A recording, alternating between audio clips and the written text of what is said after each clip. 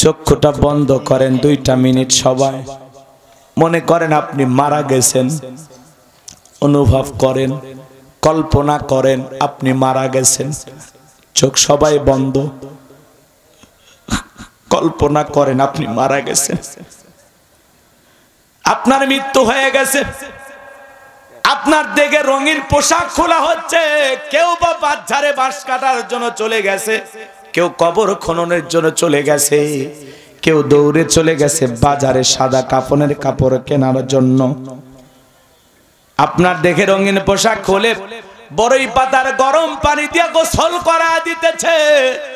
ছোট্ট ছেলেটা কেঁদে বলে, আব্বু আব্বু কতদিন গোসল কানাই গোসল করলা, আজকে কেন চকির উপরে শোয়া অন্য মানুষ তোমারে গোসল করায় দেয়। আব্বু ছেলের কান্না শুনতে পাইতেছেন, কিছুই করার নাই, সান্ত্বনা দিতে দেওয়ার জন্য দ্বিতীয়বার জাগতে পারবেন না। মেয়েটা কান্না করে, বাবা কতদিন গোসলখানায় গোসল করলে, আজকে কেন অন্য মানুষ তোমারে গোসল করায় দেয়। মেয়েটা আব্বু আব্বু বলে কাঁদে, ছেলেটা আব্বু আব্বু বলে কাঁদে। আত্মীয় স্বজন সবাই কান্নাকাটি করতেছে। আপনাকে শেষ বিদায় দেওয়ার জন্য সব আয়োজন রেডি হয়ে গেল। গোসল শেষ করা হলো, আতর সুরমা লাগায়া সাদা কাপড়ে চকলেটের মতো মরায়া মসজিদের খাটিয়াতে তুইলা 4 জন বরযাত্রী ধইরা 1 পা 2 পা করে কবরস্থানের দিকে আগাইতেছে। কবরে লাশটা নিয়ে গেল, 3 জন ব্যক্তি কবরে নামলো। লাশটা আপনার কেবলামুখী করে একে একে সবাই উঠে আসলো, বাঁশের বিছানা বিছায়া দিল। আপনি কবরের নিচে, ওপরে বাঁশের বিছানা, এরপরে চাটাই পেরে দিল, কবরের ওপরে মাটি চাপা দিয়া দিল। একে একে করে বন্ধু বান্ধব আত্মীয় স্বজন ছেলে মেয়ে সবাই চলে আসলো। যে কোদাল দিয়ে কবর করেছে কোদাল নিয়ে আসলো, ডালি নিয়ে আসলো, 2-1টা বাঁশের টুকরো বেঁচে গেলে ওই টুকরোটাও নিয়ে আসলো বাজার। সবাই কবর থেকে চলে আসলো। এখন একা একা আপনি কবরে মনকার নাকির সলজব নেওয়ার জন্য চলে আসছে। বলেন তো বাজান ভয় করবে কিনা? কথা বলে না।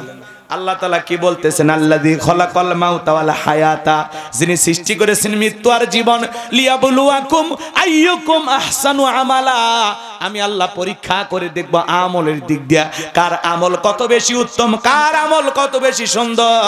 যার আমল ভালো তার আখিরাত ভালো, যার আমল খারাপ তার আখিরাত হয়ে যাবে বরবাদ। এর বাজান দিল দিয়ে কথাগুলো বুঝবেন। আল্লাহ বলেন আল্লাযী খলাকাল মাউতা ওয়াল হায়াতা, যিনি সৃষ্টি করেছেন মৃত্যু আর জীবন। সর্বপ্রথম আল্লাহ মৃত্যুর কথা কেন বললেন? এ বাজান এই দুনিয়াতে আসার একটা সিরিয়াল আছে, যাওয়ার কিন্তু কোনো সিরিয়াল নাই। দাদা আসছে, দাদার পরে বাবা আসছে, বাবার পরে আমি আসলাম, আমার পরে আমার সন্তানেরা আসলো। কিন্তু যাওয়ার বেলায় দাদার আগে নাতি চলে যায়, বাবার আগে সন্তান চলে যায়, বাবার কাঁধে সন্তানের লাশ। এটা পৃথিবীর সব চাইতে ভারী বোঝা।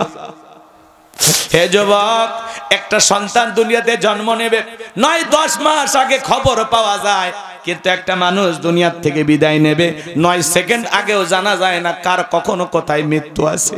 এইজন্য আল্লাহ রাব্বুল আলামিন বলেন কুল্লু নাফসিন যায়িকাতুল মাউত, প্রত্যেক প্রাণীকে মৃত্যুর স্বাদ গ্রহণ করা লাগবে।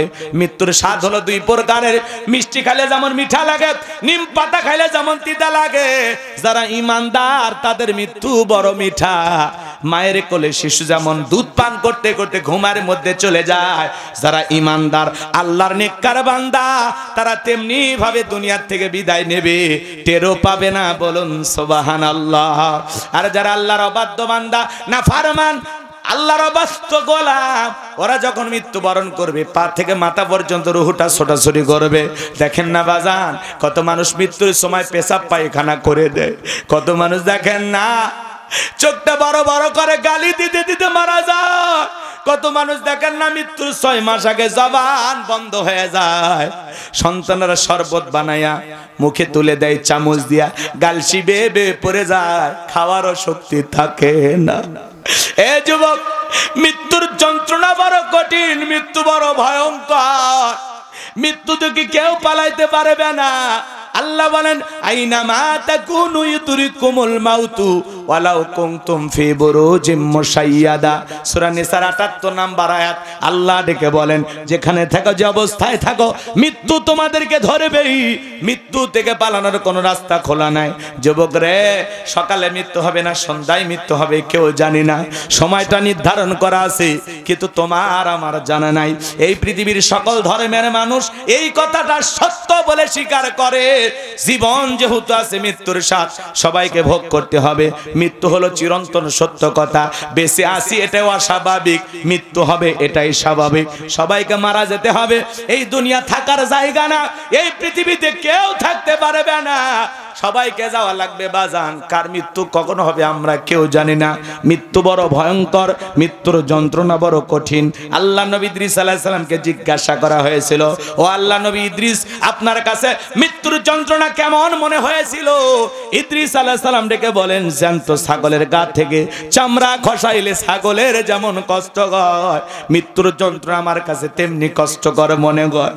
একজন নবীর কাছে যদি মৃত্যুর যন্ত্রণা এমন কষ্টকর মনে হয় বাজার, আপনার আমার মৃত্যুটা কত কঠিন কত ভয়ঙ্কর হতে পারে।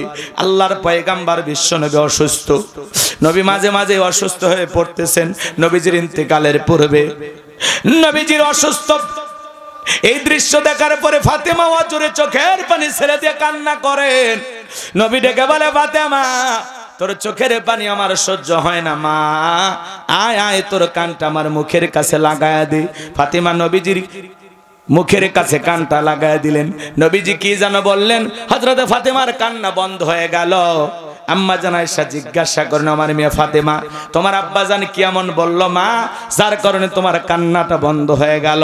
হযরতে ফাতেমা ডেকে বলেন, মা, আমার বাবা মাকে বলেছেন বাবার ইন্তিকালের পরে বেশি দিন দুনিয়াতে থাকা লাগবে না। বাবা বলেছে বাবার ইন্তিকালের পরে বাবার সাথে আমার সাক্ষাৎ হবে। বুঝে নিয়েছি মা, বাবার ইন্তিকালের পরে বেশি দিন দুনিয়ার জমিনে আমাকে থাকতে হবে না।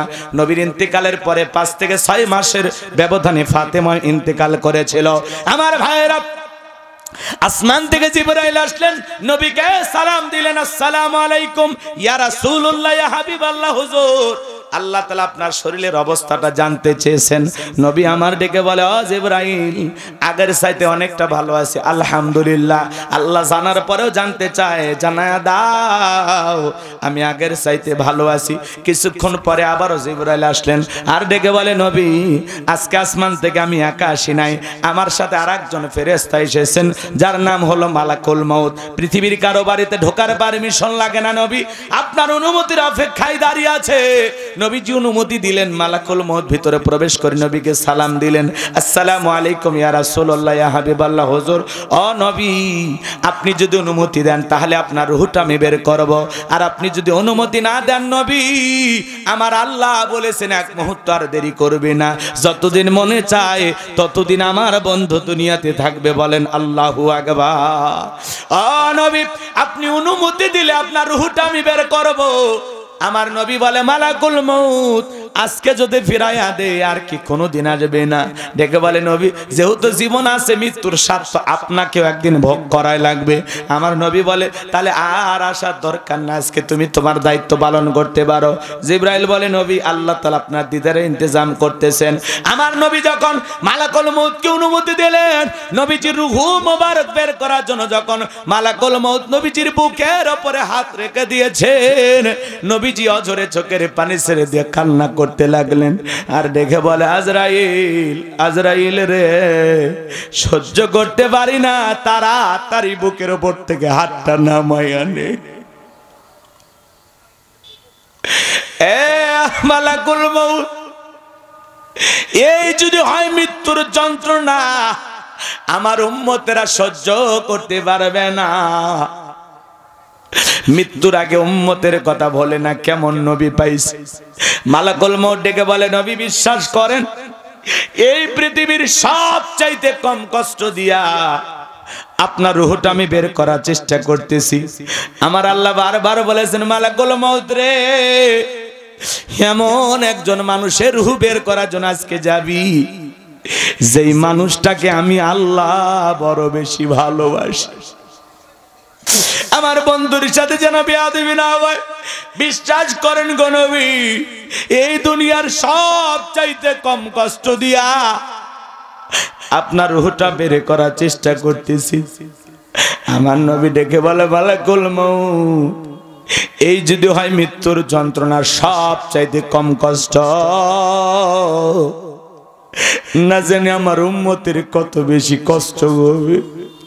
এ মালাকুল মউত, আমারে কথা দে, আমার উম্মতের রূহ বের করার সময় কষ্ট দিবি না। মালাকুল মউত ডেকে বলে, নবী, যারা আপনার রেখে যাওয়া আদর্শ মোতাবেক চলবে, আল্লাহর বিধান মোতাবেক চলবে, যারা নেককার মুত্তাকি হবে গো নবী, কথা দিলাম তাদের রূহটা বের করার সময় তারা যেন কম কষ্ট পায়, আমি তাদের প্রতি ইহসান করব, দয়া করব, যাতে কম কষ্ট হয়। নবীজির রূহটা বের করার জন্য যখন মালাকুল মউত দ্বিতীয়বার নবীজির বুকের উপরে হাত রেখে দিয়েছে, নবী আবারও চোখের পানি ছেড়ে দিয়া কাঁদে, আর ডেকে বলে, আজরাইল রে, আর সহ্য হয় না, বুকের উপর থেকে হাতটা নামায় আনি। আমার নবী বলে, মালাকুল মউত, তুমি যখন আমার বুকের উপরে হাত রেখে দাও, আমার কাছে মনে হয় উহুদ পাহাড়টা আমার বুকের উপরে চেপে ধরা হচ্ছে। এ বাজান, আবার তৃতীয়বার হাত রাখলেন। নবীজির রূহটা এখন বের করবেন, এমন মুহূর্তে নবীজি কয়েকটি কথা বললেন উম্মতের উদ্দেশ্যে। নবীজি শেষ যেই মেসেজটা দিলেন, শেষ যেই বার্তাটা দিলেন, শেষ যেই কথাটা বললেন, আমার উম্মতেরা, আসসালাত আসসালাত, নামাজ নামাজ ছাইরো না। নবীজি রূহটা বের হয়ে যাচ্ছে, এমন সময়ও নবী উম্মতের উদ্দেশ্যে বলে গেলেন, ও আমার উম্মতেরা, আসসালাত আসসালাত, নামাজ নামাজ নামাজ ছাইরো না। ও নগর বদলগাছির মুসলমান ভাইরা, নবীজির জীবনের শেষ কথাটা কি আপনারা আমল করতে পারবেন? পারবেন? কারা কারা জীবনে কোনোদিন নামাজ ছাড়বেন না? দুই হাত তুলে আল্লাহকে দেখান। আল্লাহ আমাদের সবাইকে 5 ওয়াক্ত নামাজ মসজিদে জামাতের সহিত আদায় করার তৌফিক দান করুন। চিল্লা বলেন আমিন। আর একটু জোরে বলেন আমিন। আবার ভাইরা, এখনো সময় আছে, এই সময়টা আমাদের কাজে লাগাইতে হবে। আল্লাহ বলেন, আল্লাযী খলাকাল মাউতা ওয়াল হায়াতা, যিনি সৃষ্টি করেছেন মৃত্যু আর জীবন, লিয়াবলুয়াকুম আইয়ুকুম আহসানু আমালা, আমি আল্লাহ পরীক্ষা করে দেখব আমলের দিক দিয়ে তোমাদের মধ্যে সবচাইতে উত্তম আমল কারা করেছে, কার আমল কত বেশি সুন্দর, কার আমল সবচেয়ে বেশি ভালো। এই দুনিয়াটা হলো পরীক্ষা দেওয়ার জায়গা বাজান। এই পরীক্ষার ফলাফল পাবো আমরা কিয়ামতের ময়দানে। কথা বলেন না কেন? এজন্য দুনিয়াতে বসে থাকার কোনো সুযোগ নাই। আল্লাহ হায়াতের জিন্দেগিতে যে কয়টা দিন আমাদেরকে দেবেন, হায়াতের জিন্দেগিতে যেটুকু সময় আমরা পাবো, এটুকু সময় মালিকের গোলামি করে কাটানোর দরকার আছে না নাই? জোরে বলেন, দরকার আছে না নাই? আমার ভাইয়েরা, এই তরুণ যুবকেরা, দুনিয়াটা মিছেই সংসার সংসার কইরা দুনিয়ার জীবনে আমরা কত কিছুই না করলাম। আল্লাহ বলেন, বাল তুসিরুনাল হায়াতাদ দুনিয়া ওয়াল আখিরাতু খায়রু ওয়া আবকা, তোমরা দুনিয়ার জীবনকে প্রাধান্য দিচ্ছ, অথচ আখিরাতের জিন্দেগিগুলো চিরস্থায়ী। যেই জীবনের শুরু আছে শেষ নাই, সেই জিন্দেগির জন্য কিছু করার দরকার আছে না নাই? যুবক, তুমি যদি 7 দিনের সফরে কক্সবাজার যাও, তোমার একটা ব্যাগ থাকে, ওই ব্যাগের ভিতরে প্রয়োজনীয় কাপড় থাকে, প্রেমিকার ডায়েরি থাকে, মোবাইল নাম্বার, চার্জার, অনেক কিছু থাকে। 7 দিনের সফরের জন্য যদি একটা ব্যাগ লাগে, সফরের যে বের হওয়ার জন্য যদি একটা ব্যাগ লাগে, পরকাল নামক সফরে আপনি আমি যাব, যেই জিন্দেগির শুরু আছে শেষ নাই, সেই পরকাল সফরের জন্য একটা আমলের ব্যাগ রেডি করার দরকার আছে না নাই? যুবক, তাকায় দেখো তো ওই আমলের ব্যাগের ভিতরে নামাজ আছে কিনা, রোজা আছে কিনা, হজ আছে কিনা, যাকাত আছে কিনা, দান খয়রাত আছে কিনা, পিতা মাতার খেদমত করেছো কিনা, বিবির হক আদায় করেছো কিনা, সন্তানদের সাথে ভালো আচরণ করেছো কিনা, প্রতিবেশীর হক আদায় করেছো কিনা, আত্মীয় স্বজনের হক আদায় করেছো কিনা, এই দুনিয়ার জীবনে কতটুকু নেক আমল করে তুমি রওনা করেছো, কতটুকু মাল সামানা রেডি করেছো, যেই মাল সামানে নিয়ে আখিরাতের জিন্দেগি নাজাত পাইবা, মুক্তি পাইবা, একটু চিন্তা করার দরকার আছে না নাই? যুবক, এখনো সময় আছে, মসজিদের দরজাটা এখনো খোলা আছে। যুবক, আর দেরি করো না। তোমার চোখের সামনে আজান হয়, কত মানুষ নামাজে যায়, তুমি যাইতে পারো না। যেই মাথাটা আল্লাহর কুদরতি কদমে না নত হয় না, তার চেয়ে বড় নাফরমান আর কি আছে? মাথাটা নত করে মালিককে সিজদা দিতে হবে। এই দুনিয়ার জিন্দেগি তো গোলামির জিন্দেগি। এখানে আপনি আপনার ইচ্ছা মতো চলবেন না, এখানে চলবেন আপনি আপনার রবের ইচ্ছায়। কোরআন সুন্নাহ মোতাবেক আপনাকে চলতে হবে, আল্লাহর বিধান মোতাবেক চলতে হবে। আপনি আপনার ইচ্ছায় চলতে পারবেন না, কারণ আপনি আমি হলাম কার গোলাম? জোরে বলেন, গোলাম কি নিজের ইচ্ছায় চলতে পারে? গোলাম চলবে মনিবের ইচ্ছায়, তার মালিকের ইচ্ছা। আল্লাহ আমাদেরকে 5 ওয়াক্ত সালাত ফরজ করে দিয়েছেন, এটা আদায় করার দরকার আছে না নাই? বাংলাদেশে মসজিদ ভেঙে 2 তালা 3 তালা করা হয়। জুমার নামাজের জন্য মসজিদ ভেঙে 2 তালা 3 তালা করে। জুমার নামাজের জন্য মসজিদ ভেঙে 2 তালা 3 তালা করা হয়। মুসল্লি ধরে না, আর ফজরের নামাজের সময় এক কাতারে মুসল্লি পাওয়া যায় না। এমনও মসজিদ আছে মুয়াজ্জিম একাই আজান দেয়, একাই নামাজ পড়ে, একটা দুলে ভাইও আসে না। এ কথা বলেন না কেন আপনারা? আজকের মাহফিল থেকে যদি একজন মানুষও নামাজি হয়, একজন মানুষও নিজের জীবনকে পরিবর্তন করে, এই মাহফিলকে কবুল করবেন কে? অনেক রাত হয়েছে, আমি আর আপনাদেরকে কষ্ট দিতে চাচ্ছি না। কষ্ট পাচ্ছেন আমার কথা? তাহলে বলেন বাজান, আমলের কোনো বিকল্প কিছু আছে? রাসূল বলেছেন, ক্বালা রাসূলুল্লাহি সাল্লাল্লাহু আলাইহি ওয়াসাল্লাম, ইন্নামাল কুবুরু রাউযাতুম মিন রিয়াদিল জান্নাহ আও হুফরাতুম মিন হুফারিন নার, রাহু তিরমিজি। নবীজি বলেছেন, যে ব্যক্তির আমল ভালো, মৃত্যুর সঙ্গে সঙ্গে আল্লাহ তাআলা তার কবরটাকে জান্নাতের বাগান বানায় দিবেন। বলুন সুবহানাল্লাহ। আর যে ব্যক্তির আমল খারাপ, আও হুফরাতুম মিন হুফারিন নার, তার কবরটা হয়ে যাবে জাহান্নামের আগুনের গর্ত। এই গর্তের গভীরতা কত জানেন? নবীজি এক জায়গায় বসা, জিবরাইল এসে বলে, নবী এই মুহূর্তে একটা আওয়াজ হইল, আপনি কি শুনতে পাইছেন? আমার নবী বলে, হ্যাঁ আমি শুনতে পেয়েছি একটা আওয়াজ। জিবরাইল বলে, নবী আজ থেকে 70 বছর আগে জাহান্নামের গর্তের মুখে আল্লাহ একটা পাথর ছেড়ে দিয়েছেন, এই মাত্র জাহান্নামের তলদেশে গিয়ে পাথরটা পৌঁছাইলো। চিন্তা করেন বাজান, একটা পাথর ছেড়ে দিলে জাহান্নামের গর্তের মুখে 70 বছর যদি সময় লাগে নিচে পড়তে। আল্লাহ না করুক, আল্লাহ না করুক, আপনার আমার গুনাহের কারণে, অপরাধের কারণে আসমান জমিনের মালিক আল্লাহ বেজার হইয়া একবার যদি ওই গর্তের মুখে ফেলে দেয়, কি একটা অবস্থা হবে চিন্তা করেন বাজান। কারো দেহে যদি জাহান্নামের আগুন লেগে যায়, মনে হয় কলিজাটা পুড়িয়ে ছাই হয়ে যাবে। জাহান্নামের 1 ইঞ্চি জায়গা ফাঁকা নাই যার মধ্যে আগুন নাই। ইন্নাহা সাআত মুস্তাকাররাও ওয়া মুকামা। সূরা ফুরকানে আল্লাহ তাআলা জানিয়ে দিলেন, নিশ্চয় আবাসস্থল হিসাবে, বসতির জায়গা হিসাবে ওই জাহান্নাম কত না নিকৃষ্টতম একটা স্থান।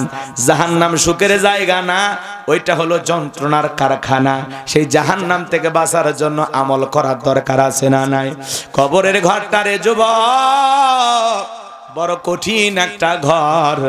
আল্লাহ বলেন, ফামাই আমাল মিসকালা যাররাতিন খায়রান ইয়ারা ওয়া মাই আমাল মিসকালা যাররাতিন শাররান ইয়ারা। বান্দারে, তুমি যদি যাররা পরিমাণে নেক আমল করো, অনু পরিমাণে নেক আমল করো, ওইটাও তোমার আমল নামে লিপিবদ্ধ করা হবে। আর তুমি যাররা পরিমাণে বদ আমল যদি করো, অনু পরিমাণে বদ আমল করো, ওইটাও তোমার আমল নামে লিপিবদ্ধ করা হবে।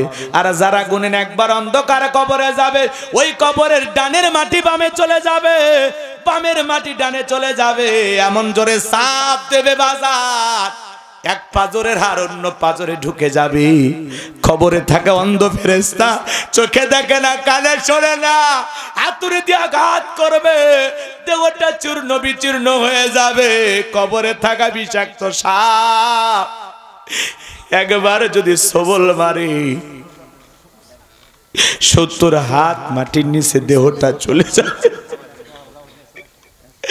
আবার সবল মারবে, উপরে উঠে যাবে, বিষের যন্ত্রণায় দেহটা নীল বর্ণ হয়ে যাবে। ওই কবরের ঘর বড় কঠিন ঘর রে যুবক, যেই কবরে নাই বাতি নাই সাথী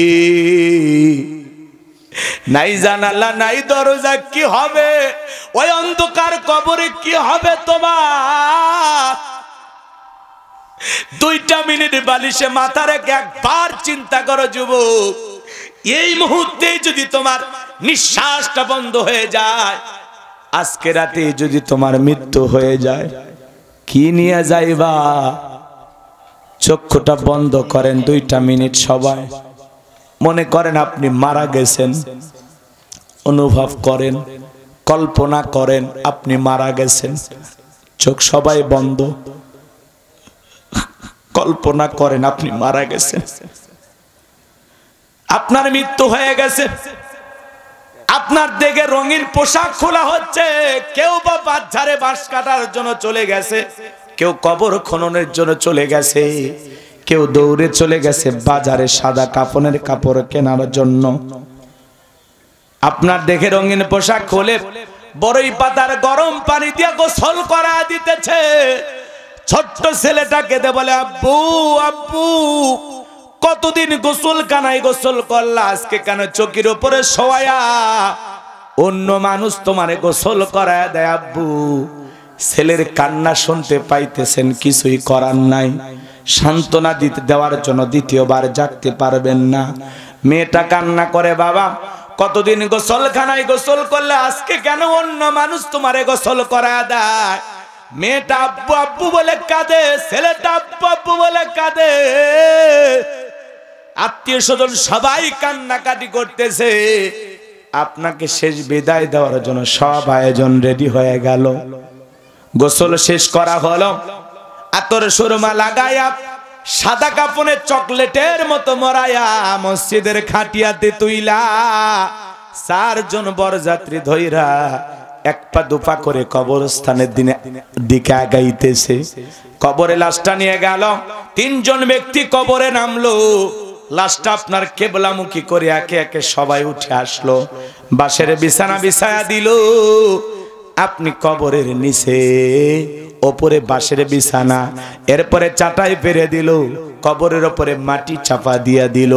একে একে করে বন্ধু বান্ধব আত্মীয় স্বজন ছেলে মেয়ে সবাই চলে আসলো। যে কোদাল দিয়ে কবর করেছে কোদাল নিয়ে আসলো, ডালি নিয়ে আসলো, 2-1টা বাঁশের টুকরো বেঁচে গেলে ওই টুকরোটাও নিয়ে আসলো বাজার। সবাই কবর থেকে চলে আসলো। এখন একা একা আপনি কবরে মনকার নাকির সলজব নেওয়ার জন্য চলে আসছে। বলেন তো বাজান, ভয় করবে কিনা? কথা বলে না, এখনো ওঠে, এখনো ওঠে, দেখছেন? এত কঠিন কথা শুনে আপনি উঠে কই যান? মাজার সোজা করে বাড়িতে যেতে পারবেন? আমার আল্লাহ রাব্বুল আলামিন বলেন, তাবারাকাল্লাযী বিয়াদিহিল মুলকু ওয়া হুয়া আলা কুল্লি শাইইন কাদির। মহামান্বিত সেই সত্তা যার হাতে সর্বময় কর্তৃত্ব, রাজত্ব পাওয়ার ক্ষমতা, তিনি হলেন সব বিষয়ের উপরে ক্ষমতাবান। তাহলে সকল ক্ষমতার একমাত্র মালিক কে? আসমানে ক্ষমতা চলবে কার? চিল্লায় বলবেন। আসমানে ক্ষমতা চলবে কার? জমিনে ক্ষমতা চলবে কার? সকল ক্ষমতার একমাত্র মালিক কে? আসমান জমিনের একচ্ছত্র মালিকানা কার? লিল্লাহি মুলকুস সামাওয়াতি ওয়া মা ফিল আরদ। আকাশ আর জমিনের একচ্ছত্র মালিক আমার আল্লাহ। আল্লাহু আকবার। আসমান জমিনের মালিক নাকি এর মধ্যে কারো ভাগ আছে? সন্দেহ আছে আপনাদের? আসমান আর জমিনে আল্লাহর চাইতে বড় আর কেউ আছে? ওয়ালাম ইয়াকুল্লাহু কুফুয়ান আহাদ। আকাশ আর জমিনে আল্লাহর সমকক্ষ, আল্লাহর সমতুল্য আর কেউ নেই। বলুন আল্লাহু আকবার। তাহলে আল্লাহর চাইতে বড় আর কেউ নাই, আল্লাহর চাইতে বড় ক্ষমতাধর কেউ নাই। তিনি সকল ক্ষমতার একমাত্র মালিক, একমাত্র মালিক। ভালো করে বুঝবেন। এই জন্য আল্লাহ রাব্বুল আলামিন বলেন, তাবারাকাল্লাযী বিয়াদিহিল মুলকু ওয়া হুয়া আলা কুল্লি শাইইন কাদির। মহামান্বিত সেই সত্তা যার হাতে সর্বময় কর্তৃত্ব, রাজত্ব, পাওয়ার ক্ষমতা। তিনি হলেন সব বিষয়ের উপরে ক্ষমতাবান, তিনি হলেন সর্বশক্তিমান। বলুন আল্লাহু আকবার। তাহলে সকল ক্ষমতার একমাত্র মালিক কে? তাহলে আসমান আর জমিনে আল্লাহর চাইতে বড় ক্ষমতা ধরার কেউ নাই। যারা বলে ক্ষমতার উৎস জনগণ, ওরা জনগণকে পাম দিয়ে ফুলায়। আসলে ক্ষমতার উৎস জনগণ নয়, ক্ষমতার একমাত্র মালিক আমার আল্লাহ। কিন্তু পৃথিবীর জমিনে যারা ক্ষমতার চেয়ারে বসে, এরা কি? দিল দিয়ে কথাগুলো বুঝবেন। আপনাদের এলাকার একটা ছেলে যদি চাকরি করার জন্য ঢাকায় যায়, ৫-৭-১০ বছরও যদি ঢাকায় থাকে, একটা বাসা যদি ভাড়া নিয়ে থাকে, ছেলেটার পরিচয় হলো কি? ভাড়াটিয়া। ছেলেটার পরিচয় কি? এই গণেশপুরের মানুষ কথা বোঝেন নাই? ওই ছেলেটার পরিচয় ভাড়াটিয়া। ২০ বছর ৫০ বছরও যদি থাকে, পরিচয় ভাড়াটিয়া। এই পৃথিবীর জমিনে যারাই ক্ষমতার চেয়ারে বসে, কাউকে ৫ বছর, কাউকে ১০ বছর, কাউকে ৫০ বছর, ১০০ বছর, আল্লাহ ক্ষমতার চেয়ারটা ভাড়া দেয়। ওর পরিচয় ভাড়াটিয়া। ওরা ক্ষমতার মালিক না, ক্ষমতার একমাত্র মালিক আমার আল্লাহ। পৃথিবীতে যারাই ক্ষমতার চেয়ারে বসুক না কেন বাজান, বলেন তো ক্ষমতা দেওয়ার একমাত্র মালিককে? আল্লাহ রাব্বুল আলামিন বলেন, কুলিল্লাহুম্মা মালিকাল মুলকি তুতিল মুলকা মান তাশাউ ওয়া তানজিউল মুলকা মিম্মান তাশাউ ওয়া তুইজ্জু মান তাশাউ ওয়া তুযিল্লু মান তাশাউ বিয়াদিকাল খায়র ইন্নাকা আলা কুল্লি শাইইন কাদির।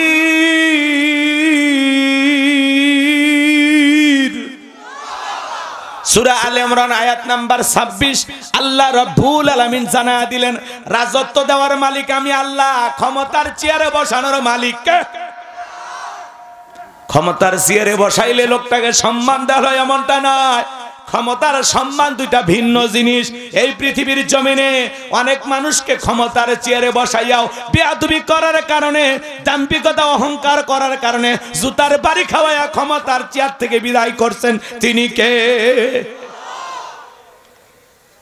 কথা বলেন, আজকে বুঝতেছেন? খালি নরম আজ করলে হবে না। অবস্থা এখন নরম না, অবস্থা এখন গরম। কথা কন নাকি আপনারা? শোনেন, ক্ষমতার চেয়ারে বসায়া পৃথিবীর জমিনে অনেক মানুষকে আল্লাহ জুতার বাড়ি খাওয়াইছে। কথা বলেন, বেয়াদবি করছিল, নমরুদকে জুতার বাড়ি খাওয়ায় ক্ষমতার চেয়ার থেকে বিদায় করছে কে? বুশকে জুতার বাড়ি খাওয়াইছে কে? শ্রীলঙ্কার দিকে তাকায় দেখলেন না, যারা ক্ষমতার চেয়ারে বসে জুলুম করেছিল, জনগণ অত্যাচার নির্যাতন সহ্য করতে না পেরে শ্রীলঙ্কার নেতাদেরকে কাপড় খুলে ক্ষমতার চেয়ার থেকে নামাইছে। কথা বলেন ঠিক কিনা? ভাগ্যিস ভালো সেদিন হাফ প্যান্ট পরা ছিল, তাছাড়া নতুন ইতিহাস হইতো। কথা কন না কেন? কয়েকদিন আগে নেপালের প্রেসিডেন্ট পালাইছে না, নেপালের প্রধানমন্ত্রী পালাইছে। কথা বলেন না কেন? এদেশেও যারা ক্ষমতার দাম্ভিকতায় অহংকারে নিজেকে একেবারে বিশাল কিছু ভাবতো, তারাও ক্ষমতার চেয়ার রেখে পালিয়ে গেছে। কথা বলেন ঠিক কিনা? এসব বাড়াবাড়ি করতে নাই। কথা বলেন না কেন? ক্ষমতা পেয়ে দাম্ভিকতা অহংকার করতে নাই। এই পৃথিবীর অনেক ক্ষমতাধর ব্যক্তিকে আল্লাহ তাআলা নাকানি চুবানি খাওয়ায় বিদায় করছে। কথা বলেন ঠিক কিনা? আজকে কই গেল তাদের দাম্ভিকতা অহংকার? কোথায় তারা? আজকে কেউ নাই। কথা বলেন না কেন? আছে, আছে, কেউ আছে? দেশে আগুন লাগাইয়া জনতারে জ্বালাইয়া, দেশে আগুন লাগাইয়া জনতারে জ্বালাইয়া, পালাইয়া সাইরে গেলে ঢাকা, গণভবনটা এখন ফাঁকা বুবুরে, গণভবনটা এখন ফাঁকা। দেশে আগুন লাগাইয়া জনতারে জ্বালাইয়া, দেশে আগুন লাগাইয়া আলেমদের জ্বালাইয়া পালাইয়া সাইরা গেলে ঢাকা, গণভবনটা এখন ফাঁকা বুবুরে, গণভবনটা এখন ফাঁকা। কথা বলে সব পরে আছে, ওনারা নাই। আরে বাবা কথাই বুঝলো না রে।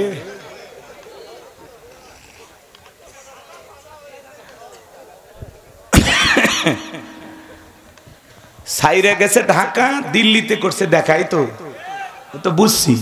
এটাকে নতুন করে বলা লাগবে, উনি আবার আসবে, কালকে ঢুকবে এই দেশে, রেডি থাকেন। 13 নভেম্বর আসিতেছে সাবেক প্রধানমন্ত্রী। কোন দিক দিয়ে যে শর্ট করে ঢুকবে আমার তো টেনশনই আছে।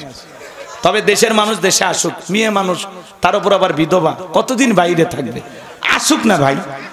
এদেশ ওনার বাবার, এই দেশ ওনার স্বামী, এদেশের অনেক উন্নয়ন উনি করেছেন, আসুক। কথা কয় না কেন? আরে ভাই যারা পালিয়ে যায় এরা কখনো আসে? জোরে বলেন না কেন? পৃথিবীর ইতিহাসে এরকম ঘটনা ঘটেনি। আর আল্লাহ ওনাদের এমন ভাবে পতন ঘটিয়েছে, প্রধানমন্ত্রী থেকে শুরু করে ইউনিয়ন পর্যায়ের নেতা পর্যন্ত পালিয়ে গেছে, মসজিদের হুজুর পর্যন্ত পালিয়ে গেছে। কথা কর, কথা কর।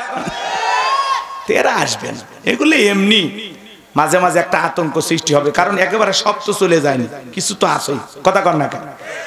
তো আর যারা আছে ওদেরকে আমরা একটু সংশোধন করে নিজেদের ভিতরে নিয়ে নেই, নাকি কর? যারা অপরাধ করেনি এদেরকে নেন, আর যারা অপরাধ করছে ওদের শাস্তি হওয়া দরকার। কথা বলেন ঠিক কিনা?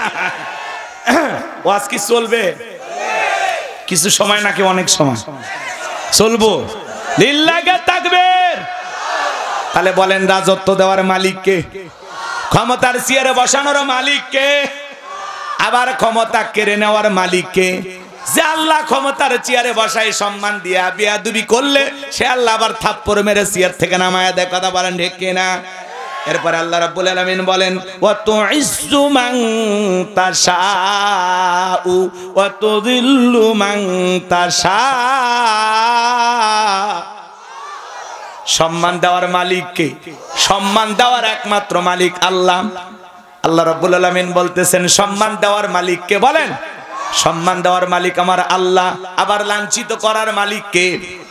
বিয়াদিকাল খায়র, সকল কল্যাণের চাবিকাঠি কার হাতে? ইন্নাকা আলা কুল্লি শাইইন কাদির।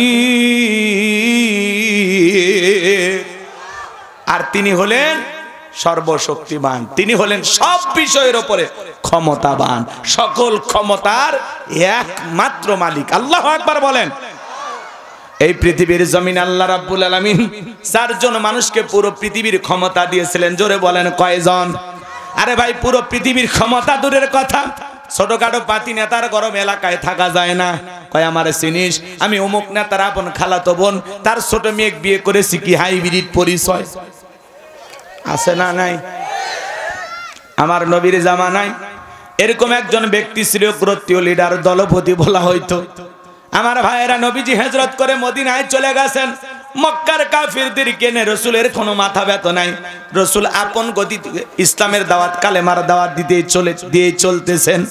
কিন্তু মক্কার মহাবীর আমর প্রতিমার সামনে দাঁড়ায়া, লাত হুজ্জা দেবদেবী সরস্বতী রাধা কৃষ্ণ ভগবতী প্রতিমাগুলোর সামনে দাঁড়ায়া ডেকে বলতেছে যতক্ষণ আব্দুল্লাহর বেটা মুহাম্মদ বলেন সাল্লাল্লাহু আলাইহি সাল্লামের দেহ থেকে কাল্লা না ফেলাইতে পারবো ততক্ষণ পর্যন্ত আমি এক ফোঁটাও পানি পান করব না। জোরে কন নাউযুবিল্লাহ।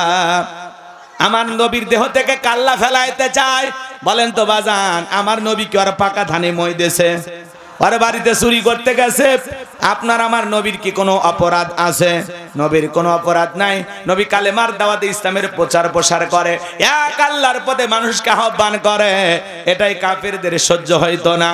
ওরা ভাবে আমরা 33 কোটি দেবতা মানি, তাই কত সমস্যা। এক আল্লাহকে মারলে সব সমস্যার সমাধান, এটা ওরা বিশ্বাস করতো না। আমার ভাইয়েরা প্রতিবার সামনে শপথ গ্রহণ করলেন নবীজির দেহ থেকে কাল্লা আলাদা করে দেবেন, এই ঘোষণা দিয়া মদিনার পথে রওনা করেছেন। আল্লাহ রাব্বুল আলামিন এই তথ্যটা, এই সংবাদটা বিশ্ব নবীর কানে পৌঁছায়া দিলেন। নবী গো, ওই মক্কার মহাবীর আমর আপনার মাথা নেওয়ার ঘোষণা করে রওনা করেছেন। এই কথা শোনার পর নবী আমার টেনশনে পড়ে গেলেন, কি করা যায়। সাহাবায়ে কেরামদেরকে বললেন, ও আমার সাহাবীরা, মক্কার মহাবীর আমার মাথা নেওয়ার ঘোষণা করে রওনা করেছে, তোমরাই বলো কি করা যায়। হযরত ওসমান রাদিয়াল্লাহু তাআলা ডেকে বলেন, নবী আপনি আল্লাহর এত বড় পয়গম্বর, আপনি আল্লাহর কাছে দোয়া করেন ওই মক্কার মহাবীর আপনার কাছে পৌঁছার আগে ওরা হাত পাল্লা যেন প্যারালাইজ করে দেয়, আপনার কাছে পৌঁছানোর ক্ষমতা যেন না থাকে। নরম মানুষ দোয়ার পক্ষে। এই কথা শোনার পরে আল্লাহ রাসূল হাত তুলে দোয়া করা শুরু করে দিলেন, আল্লাহ ওই মক্কার মহাবীর আমার কাছে পৌঁছার আগে ওর হাত পা প্যারালাইজ করে দেন। বলতে দেরি আসমান থেকে আল্লাহ জিবরাইলকে পাঠাইতে দেরি করলেন না। আমার আল্লাহ বলে, জিবরাইল আর করিস না দেরি, আমার নবীজিকে জানায়া দাও তাড়াতাড়ি। আমি আল্লাহ রাব্বুল আলামিন শুধু দুই হাত দোয়া করার জন্য দেই নাই, মাঝে মাঝে জালিম আর বেঈমানদেরকে সাইজ করার জন্য ওই দুই হাতে লাঠিও তুলে নেওয়া লাগবে। বলেন আল্লাহু আকবার। নবী তখন হাত মুখে না লাগাইয়া হাঁটুর উপরে রেখে দিলেন। আমরা অনেকে দোয়া করি, অনেকে দোয়া করে আর এরকম দড়ি পাকায়। চাচা বোঝেন না, আগেকার মুরব্বীর এরকম দড়ি পাকাইতো। অনেকে মুনাজাত করে আর এরকম পেশার মাপে। আছে না নাই? সব জায়গায় কি দোয়া দিয়ে কাজ হয়? এই গ্রামের নাম বলবো না, অন্য আর একটা গ্রামের নাম বলবো না, এই গ্রামের নাম না বলে ভালো। এমনিতে আপনারা কাষ্টগাড়ির মানুষ, খালি ওই আকারটা বাদ দিলে কষ্টের গাড়ি হয় নাকি কন? হ্যাঁ, রাগ করতেছেন তো? মনে করেন পাশে একটা গ্রাম আছে মাহমুদপুর, এমনি নাম বললাম উদাহরণ দেওয়ার জন্য। আছে, মিলে গেছে তাহলে, ঠিক আছে। মনে করেন এই মাহমুদপুরে প্রতিদিন চুরি হয়, টাকা পয়সা চুরি হয়, গহনা গাড়ি চুরি হয়, গরু ছাগল চুরি হয়, এমনকি মাঝে মাঝে সুন্দরী বউ চুরি হয়। চোরের অত্যাচারে গ্রামে থাকা কঠিন। একজন 5 বিবি বা নওগাঁ বদলগাছি বাজার থেকে মনে করেন 5-10 কেজি জিলেপি নিয়ে এসে এশার নামাজ পড়ে হুজুরকে বলতেছে, হুজুর একটু দোয়া করেন চোরের হাত থেকে যেন আল্লাহ এই গ্রামের মানুষকে হেফাজত করে। হুজুর এইবার জিলেপি পাইয়া এশার নামাজ পড়ে দোয়া করে, বলে আল্লাহ চোরের হাত থেকে মাহমুদপুরের মানুষের টাকা পয়সা ধন দৌলত গহনা ঘাটিকে হেফাজত করো। চোরও জিলেপি খাওয়ার আশায় মসজিদে এসে হাত তুলে কয় আমিন আমিন। আচ্ছা বলেন তো বাজান, চুরি বন্ধ করতে গেলে কি দোয়া দিয়ে কাজ হবে? ওই মাহমুদপুরের ইমাম সাহেব যদি বলতে, এই মাহমুদপুরের যুবকেরা, এই গ্রামে ঢোকার 4টা রাস্তা আছে, এই 4 রাস্তার মোড়ে প্রত্যেকটা মোড়ে মোড়ে 10 জন করে যুবক বাংলার লাঠি নিয়ে দাঁড়ায় থাকবা, চোরকে দেখা মাত্র ওই লাঠিতে এমন পিটান পিটাইবা যাতে 6 মাসেও মাজা সোজা না করতে পারে। চোরকে হাত তুলে আমিন কইতো নাকি তওবা করে ভালো হইতো?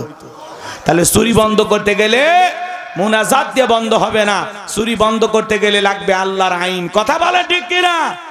এজন্য 1500 বছর আগে আল্লাহ আইন দিয়েছেন, ওয়াসারিকু ওয়াসারিকাতু ফাকতউ আইদিয়াহুমা জাযাআম বিমা কাসাবা নাকালাম মিনাল্লাহ।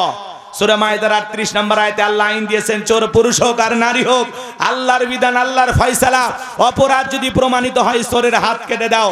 একটা চোরের হাত কেটে বাইতুল মোকাররমের সামনে নিয়ে এসে সোশ্যাল মিডিয়াতে যদি ফলাও করে প্রচার করা হতো, প্রত্যেকটা চ্যানেলে 2-3 ঘন্টা পরে ওই ভিডিও ফুটেজ যদি দেখানো হতো যে বাংলার পার্লামেন্টে আইন পাস করা হয়েছে, চুরি করলে হাত কেটে দেওয়া হবে, একটা চোরের হাত কেটে খালি বিচার করেন, বাংলাদেশের সব চোরেরা তওবা করে আল্লাহর ওলি হয়ে যাবে। কথা বলেন ঠিক কিনা? কিন্তু কে শোনে কার কথা? আজও গেল না মনের ব্যথা। এখন উচিত কথা যদি কই, পিঠের ওপর দিয়া যাবি মই। এ আনন্দে কিছু লোক কিনা খাবে বগুড়ার স্পেশাল দই। যত দোষ নন্দ ঘোষ, সত্যটা বললে দোষ, করলে অন্যায়ের প্রতিবাদ, নামটা হবে তোমার মৌলবাদ, নামটা হবে তোমার জঙ্গিবাদ। কথা বলেন। আপনার ট্যাগ লাগাবে মৌলবাদ, জঙ্গিবাদ, রাজাকারের তকমা লাগাই দেবে, ও আর সুযোগ নাই। এগুলো স্লোগান শুনতে শুনতে মানুষের মুখস্থ হয়ে গেছে, এগুলো মানুষ আর বিশ্বাস করে না। তার মানে মুরব্বী আমার সাথে একমত, রাজাকার রাজাকার খেলার দিন শেষ, মৌলবাদ মৌলবাদ স্লোগান দেওয়ার দিন শেষ, জঙ্গির নাটক সাজানোর দিন শেষ। আগামীতে ইসলামের বাংলাদেশ। এই জন্য আলেমদেরকে আর মিথ্যা অপবাদ দিয়া, তহমত দিয়া, উল্টা পাল্টা মন্তব্য করে এদেশের আলেমদেরকে আর লাঞ্ছিত করা যাবে। কষ্ট হইতেছে আমার কথা। সম্মানিত ভাইরা আমার, নেতা কেন আল্লাহর আইন চালু করে না? কারণ জানে এই হাত দিয়ে আমি যে পরিমাণে দুর্নীতি করছি, প্রথম হাত নেতারটা কাটা যাবে। কার হাত? এই জন্য নেতা আল্লাহর আইন চালু করে না। গ্রাম অঞ্চলে মা বোনেরা বলে না, সরিষায় ভূতে পোলাপান আপনারা তো অস্থির হয়েছেন। তাহলে চুরি বন্ধ করতে হলে লাগবে কার আইন? আল্লাহর আইন এই সমাজে চালু আছে নাই? কিন্তু চালু করার দরকার আছে না নাই? কারা কারা এই জমিনে আল্লাহর আইন চান একটু হাত তুলে দেখান তো দেখি। লিল্লাহি তাকবীর। আল্লাহ এই জমিনকে ইসলামের জন্য কবুল করুন, একটু জোরে বলেন আমিন। সম্মানিত ভাইয়েরা আমার, লম্বা করার কোনো সুযোগ নাই। নবী আমার হাত নামায় ফেললেন, টেনশনে বলে গেলেন কি করা যায়। জিবরাইল ডেকে বলে নবী সাহাবায়ে কিরামদের মধ্যে ঘোষণা করেন এমন কেউ কি আছে যে মক্কার মহাবীর আমরের মোকাবেলা করবে? নবী তখন ডেকে বলেন ও আমার সাহাবীরা, মক্কার মহাবীর আমর আমার মাথা নেওয়ার ঘোষণা করে রওনা করেছে। তোমাদের মধ্যে এমন কেউ কি আছো যে মক্কার মহাবীর আমরের মোকাবেলা করাবা? নবীর কোন সাহাবী দাঁড়ায় না। কিছু সময় পরে হযরত আলী দাঁড়িয়ে গেলেন। বলুন আল্লাহু আকবার। নবী ডেকে বলে আলী রে, কেন তুমি দাঁড়াইছো? তুমি কি জানো ওই মক্কার মহাবীর আমর এক বেলা খাবার খায় 21 কেজি 3.5 মণ ওজনের তরবারি যুদ্ধ করো, এত বড় বীরের সামনে তুমি কেমনে যাইবা? ও আলী তুমি বসে পড়ো। নবীজি দ্বিতীয়বার বললেন, আবার হযরত আলী দাঁড়িয়ে গেছেন। নবীজি যখন তৃতীয়বার বললেন, আবার হযরত আলী দাঁড়িয়ে গেছেন। বলে আলী রে আয় আয় আমার বুকের ভিতরে আয়। এই কথা বলে হযরত আলীকে নবী বুকের সঙ্গে জড়ায় নিলেন। আর ডেকে বলে আলী এত বড় বীরের সামনে যাইবি, তোর জানি কি একটু মায়া দয়া লাগে না, একটু কি ভয় করে না? হযরত আলী ডেকে বলে নবী আমার ভিতরের ঈমান বলতেছে ওই মক্কার মহাবীর আমর আপনার চেহারা দেখার আগে ওরে আমি জমিন থেকে বিদায় করে দেব। বলেন আল্লাহু আকবার। এই বাহার নবী ডেকে বলে আলী খালি হাতে দোয়া করলে হবে না। ওসমান তোমার বাড়িতে কি তরবারি আছে? হযরত ওসমান ডেকে বলে হ্যাঁ আমার বাড়িতে একটা তরবারি আছে 27 ইঞ্চি লম্বা। নবী ডেকে বলে যাও তরবারি নিয়ে আসো। হযরত ওসমান তরবারি নিয়ে আসলেন। এখন তো তরবারির কথা শুনলে আমাদেরকে জঙ্গি বলে, কথা বলেন ঠিক কিনা? হযরত আলীর হাতে নবীজি তরবারি ধরায় দিলেন। হযরত আলী তরবারি পায়ে মারছে দৌড়, দৌড়াইতে দৌড়াইতে দৌড়াইতে আমরের মুখোমুখি যখন হয়ে গেছে, এইবার হযরত আলীকে দেখা মাত্রই আমর ডেকে বলে কি রে পিচ্চি আলী তুই কেন আমার সামনে? হযরত আলী বলতেছে পিচ্চি না কি পরে বুঝাইতেছে, কোন আল্লাহু আকবার। কথায় আছে ছোট মরিচের ঝাল বেশি। বাড়িতে ঢুকছে চোর, বাড়িওয়ালা ল্যাংরা দুইটা পা নাই, কিছু না পারুক খালি জবান দিয়ে যদি একবার আওয়াজ দেয় কে রে, চোর থাকবি না ভাগে দৌড় মারবি। একটা আওয়াজে অনেক কিছু ঘটে। মুসলমানেরা যদি আজও নারায়ে তাকবীর হুঙ্কার দিয়ে ময়দানে নামতে পারে, আল্লাহু আকবার স্লোগানকে হাতিয়ার বানাইতে পারে, বাতিলেরা লুঙ্গি পরার টাইম পাবে না। কথা বলেন ঠিক কিনা? এ তো মুসলমান শুতে গেছে। আল্লাহু আকবার, আল্লাহ শরীরই চলে না। লিল্লাহি তাকবীর। আওয়াজ হলো লিল্লাহি তাকবীর। কোন মতে হয়েছে? একটু সচেতন হন। নারায়ে তাকবীর আল্লাহু আকবার হুঙ্কার শুনে বাতিলের থরথর করে কাঁপবে। আপনার আওয়াজে একটা দেশ জয় হয়ে যাবে। কথা কন না কেন? যুদ্ধ করা লাগবে না, জীবনও দেওয়া লাগবে না, খালি কণ্ঠ দেন, আওয়াজ দেন। আমরা মুসলমান রে, কি মনে করিস? ধরি না দেখে একেবারে সিলে ফেলে দেব, সিলে ফেলে দেব, ভালো হয়ে যা সার দিছি। কথা কন না কেন? মুসলমান ধরে ধরে না, যেদিন ধরবে বাঘের থাবা ফেল। কথা কন ডেকে না, একেবারে কলজে পর্যন্ত সিলে ফেলে। বেড়া কিছু কই না দেখেন না, সোজা হ, ভালো হ। কথা কন, রাগ করতেছে না মনে হয় আমার ভাইয়েরা। হযরত আলী এইবার তরবারি দিয়ে দাগ টানতেছেন আর একটা দোয়া পড়তেছেন। এই দোয়াটা যদি আপনারা পড়ে বাড়ির চতুর্দিকে ফু দিতে পারেন, বড় বড় দুর্ঘটনার হাত থেকে আল্লাহ আপনার ঘরকে হেফাজত করবেন। বলবো সেই দোয়া কি? শোনেন শোনেন। হযরত আলী এবার দোয়াটা পড়তেছেন আর দাগ টানতেছেন। এরকম দাগ টানা হয়ে গেল, তরবারিটা উঁচু করে বলে এই মক্কার মহাবীর আমর, তোর যদি সাহস থাকে দাগটা পার হয়ে নবীজির কাল্লা নিতে যা। এ আয় আয়, খেলা হবে, আয় আয়, দাগটা পার হ।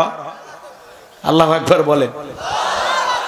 হযরত আলী যখন হুঙ্কার মারছে, আমর থরথর করে কাঁপা শুরু করছে। হযরত আলী আর আমর বাজা বাজা ভাব। পুরো ঘটনাটাই শুনবেন, কথা কানে শুনবেন। কারা কারা একটু হাত তোলেন তো দেখি। লিল্লাহি তাকবীর। হাত নামান আমার ভাইয়েরা। গভীর মনোযোগ দিয়ে কথাগুলো শুনবেন। আমি যে কথা বলতে চাচ্ছিলাম বাজান, পুরো পৃথিবীর ক্ষমতা আল্লাহ রাব্বুল আলামিন চারজন মানুষকে দিয়েছিলেন। এর মধ্যে দুইজন ঈমানদার আর দুইজন হলো কাফের। দুইজন ঈমানদারের মধ্যে একজন হলো পয়গাম্বার, নাম হলো সুলাইমান। সুলাইমান আলাইহিস সালামকে আল্লাহ রাব্বুল আলামিন পুরো পৃথিবীর বাদশাহী দান করেছিলেন। আল্লাহর নবী সুলাইমান আলাইহিস সালামকে আল্লাহ তাআলা এমন রাজত্ব দান করেছিলেন বাজান, মানব দানব জিন ইনসান সকলে তার হুকুম মানতে বাধ্য ছিল। পিপিলিকার ভাষা পর্যন্ত বুঝতো। আল্লাহ তাআলা তাকে একটা তক্তের সিংহাসন দান করেছিলেন, যেখানে ইচ্ছা তিনি বাতাসের সাহায্যে সিংহাসন সেখানেই তাকে ওড়ায়া নিয়ে যাইতেন। বলুন আল্লাহু আকবার।